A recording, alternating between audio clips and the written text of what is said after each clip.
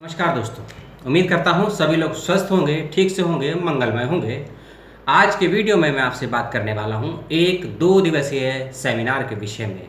इसको आप सेमिनार कह लीजिए, वेब गोष्ठी कह लीजिए, कार्यशाला कह लीजिए, कुछ भी कह लीजिए। आपको यदि इसमें होना है शामिल तो दिए गए लिंक पर जाकर आप इसमें हो सकते हैं शामिल। और किस विषय पर होना है, क्या है विषय की विशेषज्ञता और क्या क्या आपको लाभ हो सकते हैं, वह सभी जानकारी इस विषय में दी जाएगी। सबसे पहली चीज़, विषय भारतीय शिक्षा में भारतीयता। जब कहा जाता है कि किसी हिंदू में हिंदुत्व होना चाहिए, मुस्लिम व्यक्ति में मूल्य ईमान होना चाहिए, और जो सिख है उसमें गुरुओं की शिक्षा होनी चाहिए, और जो वैदिक परंपराओं से ग्रस्त ओतप्रोत व्यक्ति हैं उसमें अपनी परंपराओं के प्रति मान सम्मान आदर भाव होना चाहिए, और अन्य सभी संस्कृतियों के प्रति भी मान सम्मान और सम्मान का भाव होना चाहिए। तो ऐसी ही बातों को और ऐसे ही मॉरल वैल्यूज़ को लेकर कि भारतीय शिक्षा दर्शन में, ये भारतीय शिक्षा पद्धतियों में या भारतीय संस्कारों में ऐसी क्या गुण हैं, क्या तत्व हैं, क्या पुट हैं जिसे हम भारतीयता कह सकते हैं, कि अगर आपके समक्ष 2 या 4 या 10 या 100 या 1000 व्यक्ति खड़े हुए हैं तो उस भीड़ में से भी आप किसी को ये कैसे पहचान कर लेते हैं कि वह व्यक्ति भारत का रहवासी है।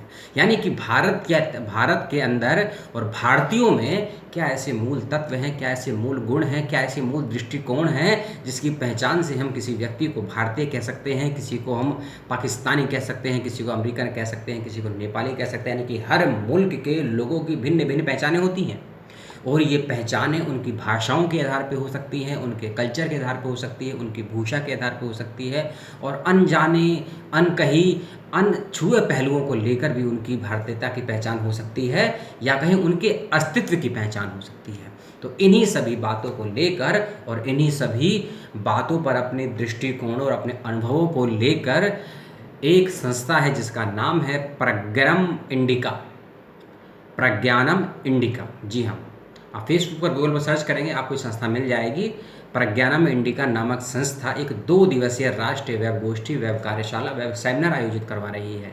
इसकी तिथि है 11 और 12 जुलाई 2020 को।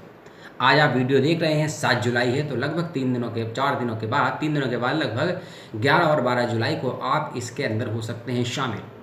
अगली चीज़, वक्ताओं के विषय में आप जान लीजिए, थोड़ा बहुत समझ लीजिए, क्योंकि चलचित्र में जो लोग इन सभी वक्ताओं से परिचित हैं वह लोग उनकी चित्र देखकर समझ गए होंगे कि वक्ता क्या है और वक्ता की विशेषज्ञता क्या है। लेकिन जो लोग नहीं जानते हैं, वक्ताओं के विषय में परिचित नहीं हैं, उनको मैं थोड़ा थोड़ा वक्ताओं के विषय में बतला देता हूँ। सबसे पहले अशोक त्यागी जी उपनिदेशक हैं शिक्षा, दिल्ली से।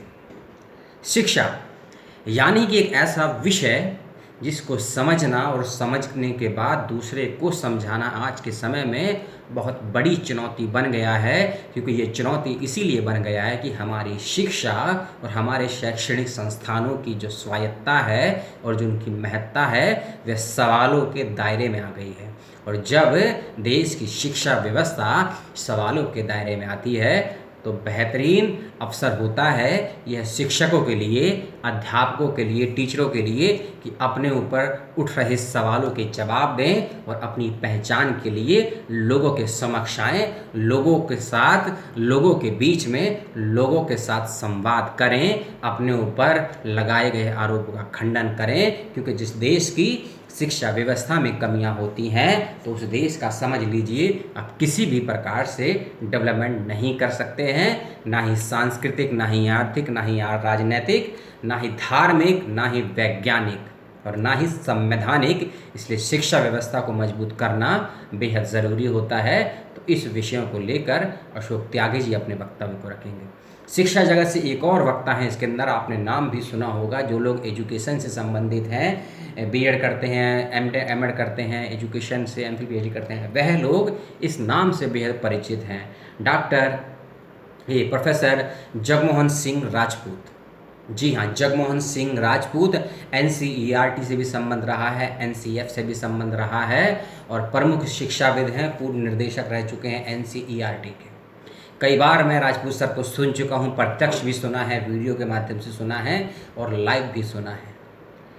शिक्षा जगत के उन सत्यों को एक सरल भाषा में और एक व्यंग्य की शैली में प्रस्तुत करने का मादा या कहें खासियत या कहें गुण किसी में है तो प्रोफेसर जगमोहन सिंह राजपूत में है। क्योंकि शिक्षा में हो रहे जंजालों का, शिक्षा में हो रहे बदलावों का, शिक्षा में हो रहे गुणवत्ता के दृष्टिकोणों का, और शिक्षा आज क्या शिक्षित कर रही है लोगों को, ऐसे ही सवालों को सरल भाषा में लोगों के बीच रखने का काम कई वक्ताओं में से एक वक्ता का नाम ये भी है, प्रोफेसर जगमोहन सिंह राजपूत। सुने शिक्षा जगत को लेकर इन दो विद्वानों को, डॉक्टर अशोक त्यागी और प्रोफेसर जगमोहन सिंह राजपूत।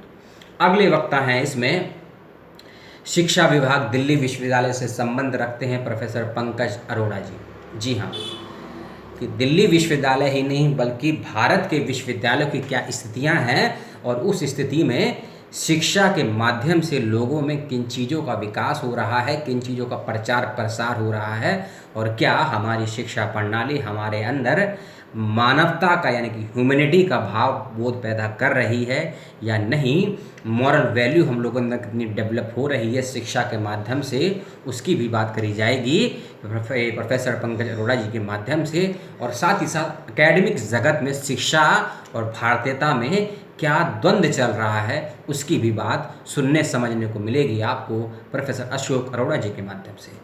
अगले वक्ता हैं दिल्ली विश्वविद्यालय के हिंदी विभाग से संबंध रखते हैं प्रोफेसर निरंजन कुमार। मेरे गुरुजन रह चुके हैं, मेरे गुरुओं की श्रेणी में रह चुके हैं। अध्यापन मैंने लिया है जब मैं मास्टर्स का विद्यार्थी था दिल्ली विश्वविद्यालय का।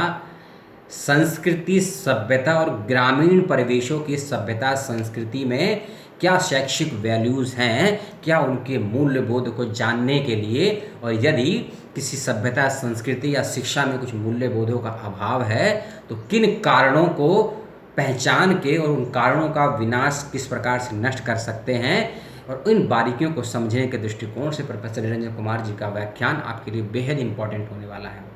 तो इन सभी वक्ताओं को मैंने बताया और वक्ताओं की थोड़ी थोड़ी विशेषज्ञताओं को भी बताया।